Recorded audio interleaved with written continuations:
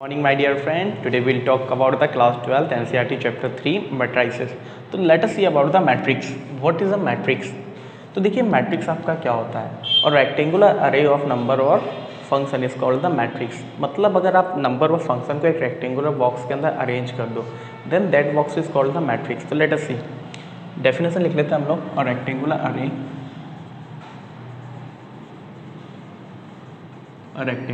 अरे of numbers and function, a rectangular array of numbers and function, numbers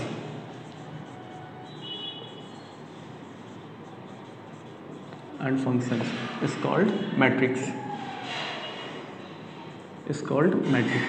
मतलब अगर आप नंबर और फंक्शन को एक रेक्टेंगुलर बॉक्स के अंदर अरेंज कर देते हैं then that is called the matrix. और मैट्रिक्स का ही जो प्लूरल फॉर्म होता है that is called the matrices. तो लाइक किस तरह लिखा जाता है, लाइक हमारे पास नंबर है 1 to 9, नंबर है 1 2 3 4 5 6 7 8 9। मैंने इनको एक बॉक्स के अंदर आपका अरेंज कर दिया then that box is called the matrix. ठीक है, and a matrix is denoted by any capital letter A to Z। आप A to Z का तक कोई भी कैपिटल लेटर आप यूज़ कर सकते हो मैट्रिक्स को डिनोट करने के लिए। तो हमने यहाँ पे यूज़ किया आपका A इक्वल टू 1 2 3 4 5 6 7 8 9। ठीक है, ये आपका मैट्रिक्स होता है। अब अगर हम बात करें किस मैट्रिक्स के अंदर कुछ रो होती है और कुछ आपके कॉलम होते हैं। The horizontal lines are called the row and the vertical lines are called the column. तो अगर मैं हॉरिजॉन्टल लाइन की बात करूँ तो we have the 3 horizontal line. तो the first one is called the row 1, second one is called the row 2, third one is called row 3। ठीक है, then column, the first one is called column 1, the second one is called column 2 and the third one is called column 3। तो यहाँ पर हमने देखा कि हमारे पास 3 रो है एंड 3 कॉलम है। अगर इसके बाद हम बात करते हैं कि जो इसके अंदर जो भी आपने नंबर लिखे हैं these numbers are called the element of the matrix और मेंबर ऑफ द मैट्रिक्स। आप इनको मैट्रिक्स का एलिमेंट बोल सकते हो। ठीक है, अब आपको एक बात यहाँ पे समझनी होगी कि मैट्रिक्स के अंदर जितने भी एलिमेंट है उनका एक स्पेसिफिक एड्रेस होता है, तो वो एड्रेस क्या होता है वो चीज़ हम समझते हैं। तो लेट अस सी, लाइक मैंने कहा था मैट्रिक्स है A, इसके एलिमेंट को हम डिनोट करते हैं A से, स्मॉल लेटर A। ठीक है, देन आपने क्या कहा फर्स्ट रो का फर्स्ट एलिमेंट, तो पहले आप लिखते हो रो फिर लिखते हो आप कॉलम। ठीक है, तो इसका मीनिंग क्या है कि आप पहले रो लिखोगे पहले कॉलम। A11 का मीनिंग है कि फर्स्ट रो और फर्स्ट कॉलम का एलिमेंट। ठीक है, अगर मैं यहाँ पे लिखता हूँ A12 it mean first row and second column. अगर हमने लिखा A13 first row and third column, मतलब आपने सुपर स्क्रिप्ट में आप जो नंबर लिखते हो ये बहुत कुछ आपका डिनोट करने वाले हैं। एंड सिमिलरली ऐसे ही हम बात करें कि फर्स्ट रो का आपका J एलिमेंट है, ठीक है, या फर्स्ट रो का आपका N एलिमेंट है कोई। ठीक है, इस तरह आपका मैट्रिक्स है। सेकंड रो की अगर आप बात करो तो ये बन जाएगा आपका A21 A22 A23 and so on A2J। ठीक है, एंड A2N। ठीक है, सिमिलरली अगर हम बात करें हमने कहा कि we have the m number of या mi नंबर ऑफ लाइंस, तो क्या हो जाएगा AI1 AI2 AI3 and AIJ and this is AIN। ठीक है, अगर वहीं पर हम लोग बात करें क्या हमारी कि m लाइन है तो AM1 AM2 AM3 and this is AMJ and AMN। ठीक है, तो यहाँ पर आप देखोगे कि जो आपको क्या मिला है कि आपका जितने भी एलिमेंट होते हैं उनको इस तरह आपका एड्रेस लिखा जाता है। अगर आपने किसी ने पूछा कि A11 पे क्या एलिमेंट लिखा हुआ है तो आपका आंसर होगा 1। A22 पे क्या एलिमेंट है तो आंसर होगा 5। A33 पे क्या एलिमेंट है तो आंसर होगा आपका 9, है ना। मतलब हर एक एलिमेंट का एड्रेस स्पेसिफिक होता है मैट्रिक्स के अंदर। ठीक है, अब अगर मैं स्टैंडर्ड फॉर्म की बात करूँ, जनरल फॉर्म की बात करूँ तो मैट्रिक्स होता है AIJ। इसी फॉर्म से आपका मैट्रिक्स बनकर आता है और इसका जो ऑर्डर होता है वो होता है m/n। अब ऑर्डर क्या होता है, जब बात आ गई है तो हम समझते हैं कि ऑर्डर आपका क्या होता है। What is the order of a matrix. तो लेट अस सी, देखिए ऑर्डर की हम बात करें कि what is the order of a matrix. Order of a matrix कि किसी भी मैट्रिक्स का ऑर्डर क्या होता है। तो देखिए number of rows multiply by number of column then you will get the order of a matrix, but they will not be multiplied. Multiply नहीं करना है, you will have to write with the multiply sign only. Like मैंने कहा यहाँ पे मैंने देखा 3 रो है एंड 3 कॉलम है तो we will write 3 multiply by 3, तो ये होगा मैट्रिक्स का ऑर्डर। एक और मैट्रिक्स मान लेते हैं B है हमारे पास, लाइक ये मैट्रिक्स है आपका 1 2 3 4 5 6। आपने देखा how many rows are here, तो हियर 1 2 एंड 3 रो, तो ये आ गया 3 और कॉलम कितने 1 एंड 2 तो 3/2, ये हो गया इसका ऑर्डर। ठीक है, अब बात यह आती है जब भी आप ऑर्डर ऑफ मैट्रिक्स लिखते हो पहले आप नंबर ऑफ रो लिखोगे, देन आप लिखोगे नंबर ऑफ कॉलम। एक और एग्जांपल देखते हैं, लाइक सी हमारा है कि हमारा सी ये आपका एक मैट्रिक्स है 2 3 4 5 6 7। आपने कहा how many rows are here, 2 rows and कितने कॉलम है, 3 कॉलम, तो ऑर्डर क्या हो जाएगा 2/3। In that way we can write the order of a matrix. ठीक है, ऑर्डर ऑफ मैट्रिक्स हम लोग इजीली राइट कर सकते हैं, यहाँ तक कोई प्रॉब्लम आप लोगों को नहीं होगी। अब एक बात और समझिए कि जो भी मैट्रिक्स का ऑर्डर होता है वो हमेशा राइट साइड के बॉटम में लिखा जाता है। ठीक है, मैट्रिक्स में राइट साइड में बॉटम में उसका ऑर्डर लिखा जाता है। ठीक है, अब बात कर लेते हैं, इतना आप लोगों को समझ में आ गया होगा। अब हम आगे की बात करते हैं, वो हमारा types of the matrix. How many types of the matrix do we have. अब अगर टाइप्स ऑफ मैट्रिक्स की बात करो तो सबसे अच्छी बात यह है कि जैसा उनका नाम है वैसा ही काम है। तो देखते हैं how many types of the matrix do we have.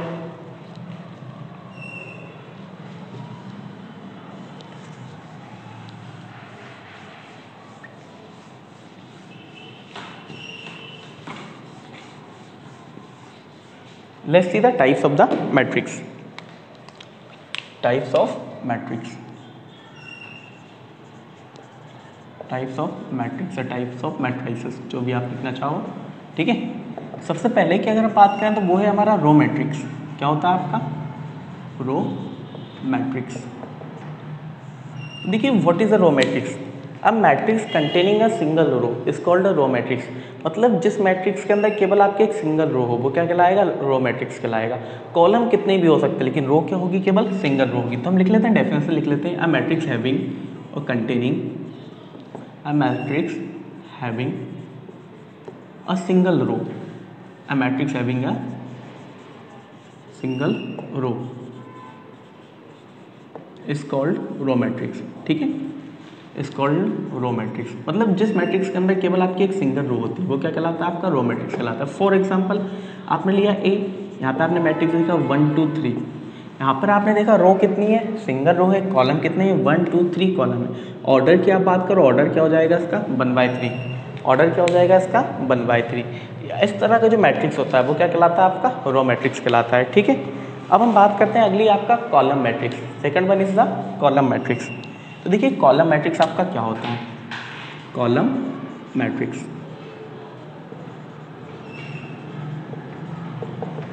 तो बिल्कुल रो मैट्रिक्स की तरह ही आपका कॉलम मैट्रिक्स क्या होता है, a matrix that has only one column, जिसके अंदर केवल आपका एक सिंगल कॉलम हो वो क्या कहलाएगा, आपका कॉलम मैट्रिक्स कहलाएगा। ठीक है, देन डेफिनेशन लिखना हो तो हम डेफिनेशन लिख लेते हैं, a matrix having a single column, a matrix having a single column या having a column is called column matrix. मतलब जिसके अंदर क्या हो, केवल आपका एक ही कॉलम हो वो क्या कहलाता है, आपका कॉलम मैट्रिक्स कहलाता है। यहाँ पर नंबर ऑफ रोज कितनी भी हो सकती है। फॉर एग्जांपल मैंने नाम लिया बी, यहाँ पे आपने लिखा 1 2 3। आप देखो कि रो कितनी है 3 है, कॉलम कितना है 1 है, तो ये क्या कहलाएगा कॉलम मैट्रिक्स। ऑर्डर लिखना हो तो order will be 3/1। Any problem. मतलब रो मैट्रिक्स क्या होता है, एक ऐसा मैट्रिक्स जिसके अंदर केवल आपका 1 रो हो। कॉलम मैट्रिक्स क्या होता है, जिसके अंदर केवल आपका 1 कॉलम हो, है ना। रो मैट्रिक्स में नंबर ऑफ कॉलम कुछ भी हो सकते हैं और कॉलम मैट्रिक्स में नंबर ऑफ रो कुछ भी हो सकती है, उससे फर्क हम लोगों को नहीं पड़ेगा। अगला होता है हमारा square matrix, the third one of the most important matrix for us.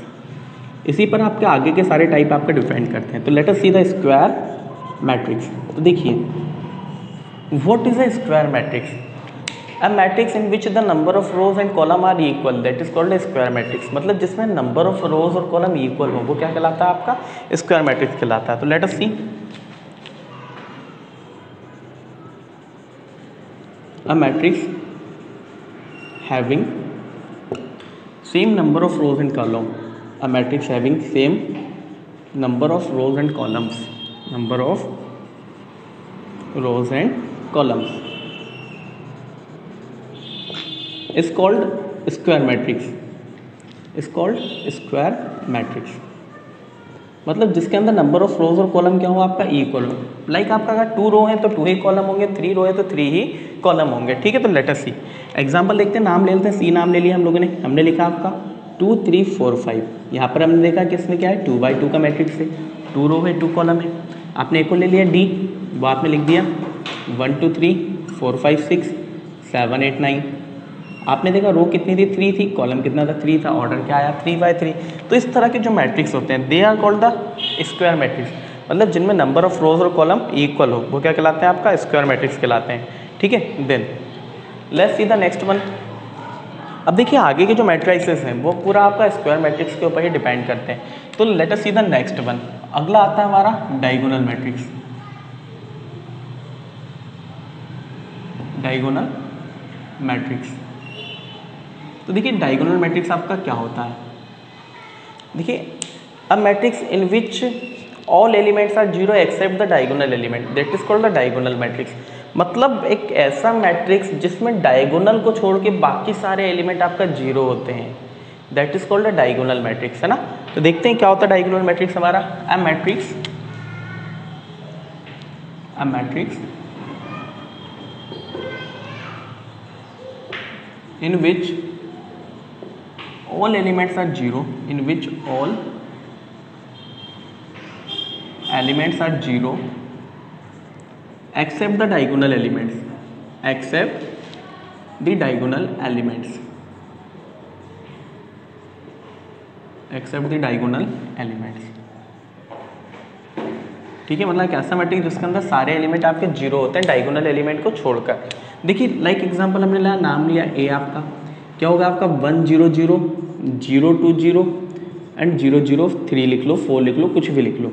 अब यहाँ पे क्या कहा आपने कि पहले तो एक आपका स्क्वायर मैट्रिक्स होगा। डायगोनल मैट्रिक्स क्या होता है, हमेशा एक स्क्वायर मैट्रिक्स होता है, और जिसमें जो डायगोनल है, डायगोनल आपको पता ही है, आपने ऑलरेडी रेक्टेंगल स्क्वायर वगैरह सब पढ़े होंगे। आपने यहाँ पे देखा इस तरह की जो लाइन है आपकी, सिंगल डायगोनल की बात करें हम लोग, इधर वाले डायगोनल की जो एलिमेंट होंगे वो क्या रहेंगे, नॉन जीरो एलिमेंट रहेंगे, बाकी सारे एलिमेंट क्या रहेंगे यहाँ पर, जीरो रहेंगे। अगर मैं 2x2 के मैट्रिक्स की भी बात कर लूँ, लाइक मैंने कहा 2x2 का मैट्रिक्स है, ये है 2 0, ये है 0 5, तो आपने यहाँ पे देखा यहाँ पे भी डायगोनल एलिमेंट नॉन जीरो है। तो इस तरह का जो मैट्रिक्स होता है वो क्या कहलाता है आपका डायगोनल मैट्रिक्स। मीन्स जिसमें आपके डायगोनल एलिमेंट को छोड़कर बाकी सारे एलिमेंट जीरो हो, वो क्या कहलाता है, डायगोनल मैट्रिक्स कहलाता है। ठीक है, अब अगले मैट्रिक्स की अगर हम बात करें, वो होता है आपका स्केलर मैट्रिक्स। तो देखिए स्केलर मैट्रिक्स जब आपका स्क्वायर मैट्रिक्स ही होता है, ये हम इसे डायगोनल मैट्रिक्स भी बोल सकते हैं। A diagonal matrix in which all diagonal elements are same, मतलब एक ऐसा मैट्रिक्स जिसमें सारे डायगोनल एलिमेंट आपके सेम होते हैं, वो क्या कहलाता है, स्केलर मैट्रिक्स कहलाता है। क्या लिखेंगे हम लोग, अ diagonal matrix, a diagonal matrix in which all diagonal elements are same, all diagonal elements are same is called diagonal matrix, is called diagonal matrix, is called diagonal matrix. मतलब जिसके अंदर सारे डायगोनल एलिमेंट क्या होते हैं आपका, same होते हैं, वो क्या कहलाता है आपका, डायगोनल मैट्रिक्स कहलाता है। फॉर एग्जांपल लाइक मैंने लिया आपका, ये होगा मेरा 2 0 0 0 2 0 0 0 2। तो आपने कहा कि एक पहले तो डायगोनल मैट्रिक्स है, क्योंकि डायगोनल को छोड़ के बाकी सारे एलिमेंट क्या है यहाँ पे, जीरो है, लेकिन डायगोनल एलिमेंट क्या है, इक्वल है, तो that is called the diagonal matrix. अब 2 ही कंपलसरी नहीं है, 5 भी हो सकता है, 7 भी हो सकता है, 8, मतलब व्हाटएवर द नंबर इज, लेकिन डायगोनल पे जो नंबर आएंगे वो क्या रहेंगे, इक्वल रहेंगे। तो that matrix is called the scalar matrix. क्या कहलाता है आपका, स्केलर मैट्रिक्स। मतलब एक ऐसा डायगोनल मैट्रिक्स जिसके अंदर डायगोनल एलिमेंट्स इक्वल हो, that is called the scalar matrix. ठीक है, इसके बाद अगर अगले की हम बात करें, that is a very important matrix for us. वो क्या होता है हमारा, यूनिट मैट्रिक्स। क्या होता है हम लोग का, यूनिट मैट्रिक्स। देखिए यूनिट मैट्रिक्स क्या होता है, a matrix in which all diagonal elements are 1, a matrix in which all diagonal elements are 1, that is called a unit matrix। ठीक है, तो हम लिख लें a diagonal matrix in which a diagonal matrix in which all diagonal elements are 1, in which all diagonal elements are 1, in which all diagonal elements are 1 is called unit matrix, is called unit और identity matrix. इसी matrix को आपका identity matrix भी कहा जाता है। अब देखिए जो आइडेंटिटी मैट्रिक्स है ना आपका, ये आपको बहुत काम आने वाला आगे है ना, तो इस मैट्रिक्स से आपको पता होना चाहिए। जब आप एलिमेंट्री रो ऑपरेशन पढ़ोगे, एलिमेंट्री कॉलम ऑपरेशन पढ़ोगे, वहाँ पर आपको बार बार आइडेंटिटी मैट्रिक्स की नीड पड़ेगी। तो आपको पता होना चाहिए आइडेंटिटी मैट्रिक्स क्या होता है, जिसमें आपका डायगोनल एलिमेंट क्या होते हैं, 1 होते हैं, बाकी सारे एलिमेंट 0 है। लाइक मैंने लिखा आपका ए, ये होगा 1 0 0 0 1 0 0 0 1, ठीक है। अगर मैंने 2 बाई 2 का लिखा तो वो क्या हो जाएगा आपका 1 0 0 1, है ना। 4 बाई 4 का लिखोगे तो क्या हो जाएगा 1 0 0 0 0 1 0 0 0 0 1 0 0 0 0 1, ठीक है। वो क्या हो जाएगा आपका 4 बाई 4 का इस यूनिट मैट्रिक्स से आइडेंटिटी मैट्रिक्स हो जाएगा। तो आइडेंटिटी मैट्रिक्स क्या होता है आपका, जिसमें डायगोनल एलिमेंट आपके इक्वल होते हैं, लेकिन क्या होता है 1 ही होंगे, है ना। 1 के अलावा आप 2 नहीं लिख सकते हैं यहाँ पे, कभी 2 लिख दिया तो वो तो कौन सा बन जाएगा आपका स्केलर बन जाएगा, ठीक है। Got it everyone? I hope आप लोगों को यहाँ तक समझ में आया होगा। Then note it down. अगला हम देखते हैं आपका, अगला होता है हमारा जीरो मैट्रिक्स। क्या होता है हम लोग का जीरो मैट्रिक्स। तो देखते हैं जीरो मैट्रिक्स क्या होता है।